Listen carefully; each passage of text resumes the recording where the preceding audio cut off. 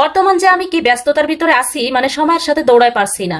আসসালামু আলাইকুম, কেমন আছেন সবাই? আলহামদুলিল্লাহ, আশা করি সবাই ভালো আছেন, আমিও ভালো আছি। এই তো আমি আর একটা নতুন ব্লগ ভিডিও নিয়ে আপনাদের সাথে হাজির হয়ে গেলাম। আমি আর যা যা রান্না করবো সেগুলোই আপনাদের সাথে শেয়ার করব। রাত 9টা বাজে, এখন আমি সবজিগুলো কেটে রেখে দিচ্ছি সকালের জন্য, কারণ সকালটা আমার এত তাড়াহুড়ায় যাবে যে আমি সবজিগুলো কাটতে পারবো না। তো রাত্রের কিছু সবজি রান্না করা ছিল, এখানে ছোট মাছ রান্না করা ছিল, সেগুলো একটু আমি গরম করে নিচ্ছি। আরো কয়েক প্রকার তরকারি আমার রান্না করা আছে, সেগুলো একটু গরম করে নিব, কারণ সকাল 8টার ভিতরে আমার রান্নাটা পুরোপুরি কমপ্লিট করতে হবে। কারণ কি, আমার ছেলে খেয়ে কোচিং স্কুল সেখানে যাবে, ওদিকে মিতুলের বাবা যাবে অফিসে, সে খাবারটা নিয়ে যাবে। এই জন্য মানে আমার সকালটা অনেক তাড়াহুড়ার ভিতরে যায়। আমি কিন্তু ভোর 5টায় উঠেছি। 5টায় উঠে আমি ভাতের চাউল ধুয়ে তারপরে নামাজ কালাম করে একটু কোরআনটাও তেলাওয়াত করে নিলাম, কারণ নিজের কাজটাও তো করতে হবে, সবার জন্য করতে হবে, ঠিক আছে, কিন্তু নামাজ কালামটা তো অবশ্যই নিজের দরকার, এগুলো তো ছাড়া যাবে না আমি মনে করি। তো যাই হোক, মাছটা আমি এখন সুন্দর করে ভেজে নিচ্ছি, আর মাছটা আমি কেচে নিচ্ছি, সুন্দর করে কেটে কেটে নিচ্ছি, কারণ পুঁটি মাছে কিন্তু এমনি একটু কাটা বেশি থাকে, আরো তো লেজের মাছ। আর আমি এই ভিডিওটা এডিটিং করতে যাই কিন্তু কতবার যে ভয়েস আমার চেঞ্জ করা লাগছে, মানে আমার চারিপাশে শব্দ আর শব্দ, কত যে কষ্ট হয় আমার ভিডিওতে ভয়েস দিতে। মানে আমার বাসায় যদি কেউ থাকে তাহলে এসে বুঝতে পারবে। তো ওদিকে মাছটা ভাজা হয়ে গেছে, এখন আমি পেঁয়াজটা বেরেস্তা করে নিচ্ছি। যেহেতু আমি আজ পাতলা ঝোল করব, আর আমরা পাতলা ঝোল করলে কিন্তু পেঁয়াজ বেরেস্তা ভেজে তারপরে আমরা ঝোল নামানোর আগে বেটে সেটা দিয়ে দিই। এখানে আমি কিছু শুকনো মরিচও দিয়েছি, কারণ ঝোলের কালারটা ভালো আসবে এই জন্য। আমার ছেলে ঝোলের কালার ভালো না আসলে কিন্তু খাবে না।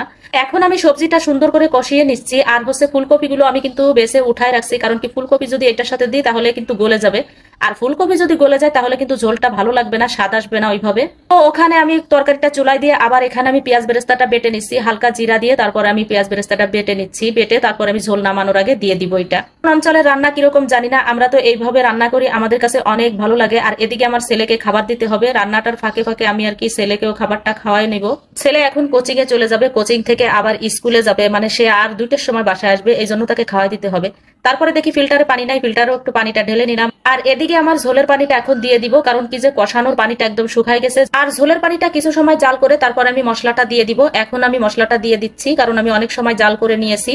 তো মশলাটা দেওয়ার পরে কিন্তু ঝোলের কালারটা দেখেন কত সুন্দর আসছে, আর খেতেও অসম্ভব মজা হয়েছিল। ভাবছিলাম আমার ছেলে খাবে না, কারণ কি ও তো পাতলা ঝোল খেতে চায় না, ভুনা ভুনা জিনিসগুলো খেতে চায়।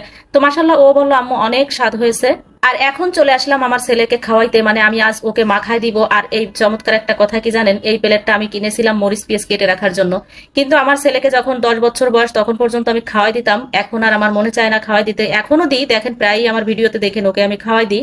তো তখন ভেবেছিলাম যে এই প্লেটটাই ওকে আমি খাবার দিব, যেহেতু ও খাবার ফেলবে না, আমি মাখাই দিলেই ও খেয়ে নিবে। আর এদিকে আমার মানহা বেবি উঠে গেছে, ওর ভাইয়া চলে যাচ্ছে, ওর মনটা খারাপ। সে ঘুম থেকে উঠেই বলতেছে আম্মু ডিম আর পরোটা খাবো আমি। তো এখন তো আমি আবার ওর বাবার খাবারটা রেডি করব, পরোটা বানানো তো আসলে সম্ভব না। তো চলে আসলাম যে ওকে একটা চাপটি বানাই দিয়ে একটা ডিম ভেজে দিই। ডিমটা ভাজতে যে মানে তেলটা কম দিছি, তো এই জন্য আর কি ডিমটা লেগে গেছে। হয়তো সবাই বলেন যে আপু আপনি এত কৃপণ কেন, তেল দিচ্ছে না কেন?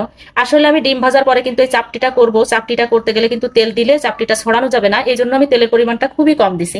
তো যাই হোক, ডিমটা ভেজে ওকে আমি খেতে দিছি। এখন কিন্তু বলতেছে আম্মু গরম, আমি কিভাবে খাবো? কিন্তু আমি তো এখন খাওয়া দিতে পারবো না, কারণ মিতুলের বাবা অফিসে চলে যাবে, তার ভাতটা গোছায় দিতে হবে। তো ভাতটা গোছায় দিচ্ছি। আমার ভিডিওটি এই পর্যন্তই, পরবর্তী ভিডিওতে কথা হবে, সেই পর্যন্ত ভালো থাকবেন, আল্লাহ হাফেজ।